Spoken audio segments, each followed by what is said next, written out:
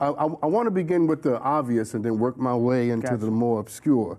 By asking, now you're known as the St. Louis Superman, and everywhere you go, people ask you, where does the name come from? Right. So I'm trying to make you feel comfortable first and ask you, where does the name come from? So back in my city in St. Louis, it just got to me a bunch of different ways, but mostly from the community because I would be in so many different places at once. And then it got to the point where when I started doing the work, I just wouldn't stop. You know, I was nonstop. No, time I wake up, time I go to sleep, I was just working, you know, and I was like the man of steel. And only kryptonite I had was really self-care, you know. And so I just kept going. And so I just carried that Superman title with me, even into my mentoring. When I started mentoring young people, it became superhero training. So it was kind of like this whole kind of facade that I took on, and it just became synonymous with Bruce Franks. You know, it's a hell of a thing to have people walking around calling you Superman. Yeah, it's wild. It's not a bad way to wake up in the morning. Right. You know, what's interesting about it is because you talk about those 400 days, and when I say 400 days, it doesn't mean anything to the audience, but it means something special to you. Absolutely. So 400 days. August 9th, 2014, when Michael Brown was killed by the police. During those protests, a lot of people thought we were just out there for 30 days, 60 days. Didn't know we were out there 400 days. We was out there a year plus. So when the cameras left, when all the media left, when they got all these stories, when they sucked everything they could out of our community, we were still there. With the pepper spray, with the tear gas, you know, with the armored vehicles, with the militarized police, fighting the same oppression and system that we have been fighting, you know, not just from August 9th, 2014, but years and years and years, you know, before that. See, this is why I love you. This is why I love you. Let me tell you why I love you. Because I am convinced that not everybody can be an activist. I don't care what nobody says. Even if you disagree, I don't care. No, I'm with you. I don't care what nobody says. You sitting on your couch with your Twitter fingers and retweeting does not make you an activist to me. It just doesn't, because of the risk and the courage and the dedication and the passion. 400 days. Absolutely. Dr. Sean is not an activist. He's a TV host. Because I'm not going to be out there 400 days. Right. I'm not built that way. Here's the other thing. I'm not going to jail. I'm not doing that. You know what I'm saying? I guess what I'm trying to squeeze out of you is to help people understand, you know, those who want to fight for justice, those who want to make the world a better place, those who are determined to transform the community. What does it take?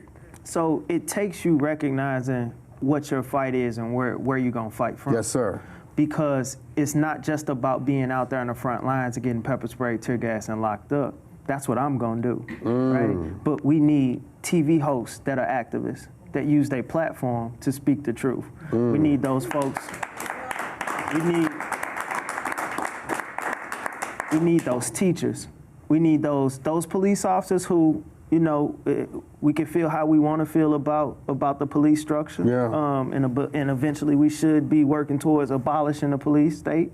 But while they're still there, those who will get inside the system, right, and push back and push forward, we need them there. We need people fighting from every different realm. And I think the issue comes in is when people say, oh, well, Bruce Franks is doing this, or so-and-so is doing this. No, I'm doing this because this is what I do.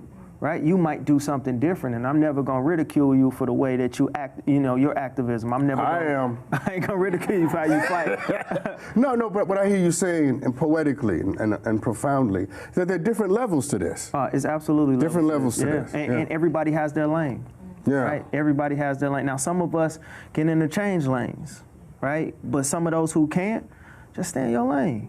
Fight from here. Do what you do. Do what you do, because can't nobody do it like you, right? And recognizing that. And I think that's where, you know, folks don't take that step and get active a lot, is because they spend so much time thinking or doing something that they see as the big picture or something glamorous rather than taking that simple step of activism over here that could change the world. Or comparing their contribution to other kinds of contribution. That's it. Just make your deposit. Just make your deposit. And let the world respond any way it wants to. That's all you could do. Clappy. So what's interesting about it is you go from being an activist, right? Marching, doing what activists do, to having a documentary made about you, right? Let me just first tell you how envious and jealous I am that no one has tried to make a documentary about me.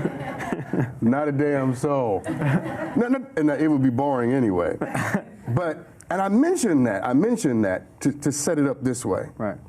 Help my audience understand that if you stay committed, if you work hard, if you're genuinely passionate about what you're doing, you don't have to chase after clout or camera. Never, ever. We could do a whole nother show on this.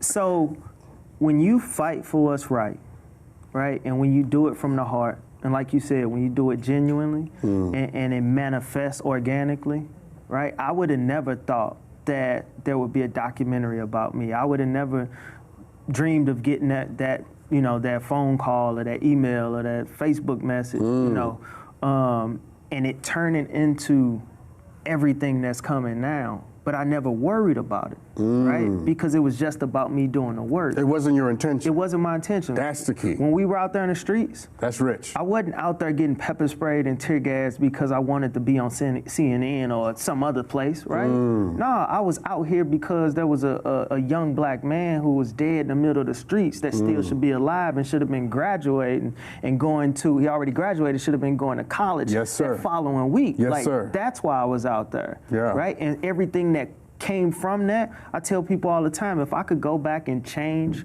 what happened on August 9th, I would go back to Bruce Franks, who was doing whatever it is he was doing before August 9th, and not have any of this for that young man to be back here. But since he's here, since the time is here, the fight is here, and he is gone, I'm gonna make sure that his legacy lives through my fight, right? And so that's gonna be 24 hours a day, 7 days a week on the front lines, in the studios, wherever it need to be, but it's always going to be from the heart, and it's always going to be organic. So whatever come of that, it can't be nothing but a blessing. No, you have captured it better than I ever could, because I am convinced. What you remind me of in a lot of ways is Dr. King, because Dr. King did not go to Montgomery to be a civil rights leader. He went to be a pastor, and he was drafted into it. He didn't ask for it. And that's the difference between, as I have studied you, is that you didn't ask for what happened to you. You were just ready when it came. Right. And that's powerful. Now we have a clip from the documentary. Cool. And I want to show this clip, and then we'll chop it up on the other side. Cool. There's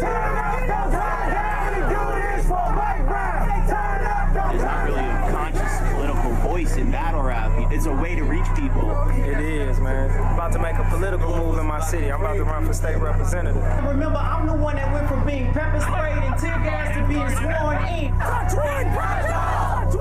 If everybody look to their left, you gonna walk right into gun violence. Off my day.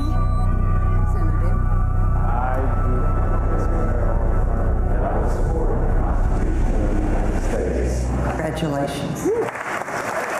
Boy, look at you. Yeah, you gotta clean up. I had a chance to watch it this afternoon, and I love it. Thank you. I absolutely love it. And you should know, and the viewers should know, that documentary is up for an Academy Award. Wow. Yeah, that's amazing. It's amazing.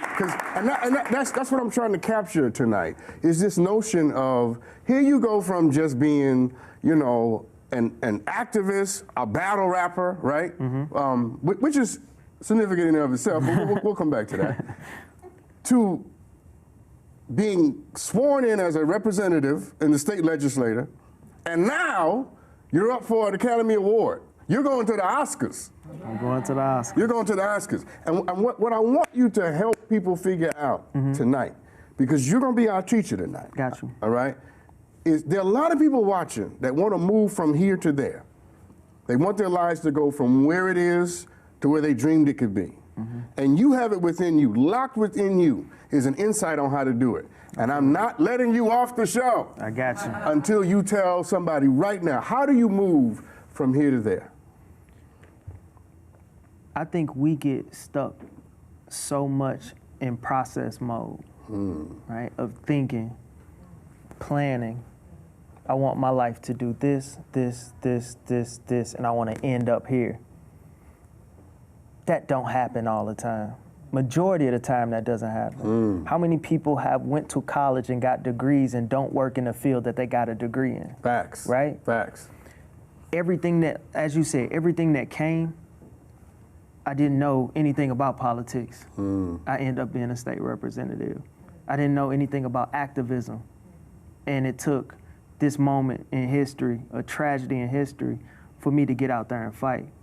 So it's this idea of not planning, this structure that's not necessarily there, and not being scared to take that chance. So being open to spontaneity, Absolutely. being open to creativity, improvisation. Absolutely. It's almost like saying, what I almost hear you saying is to have a jazz lifestyle.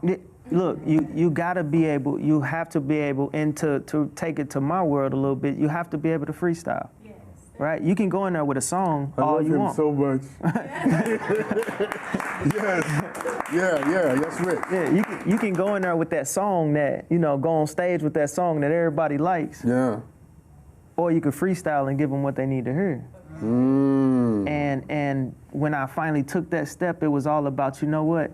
Every day I'm gonna give them what they need to hear. I'm gonna give them what they need to see. Right? My community needs to see me in this position, right? These young black men need to see me with my tattoos on my face, with my hoodie on, inside the state house, making laws, pushing for change, and still out here with them. Right? Yeah. I love that because it says to me that it's not either or.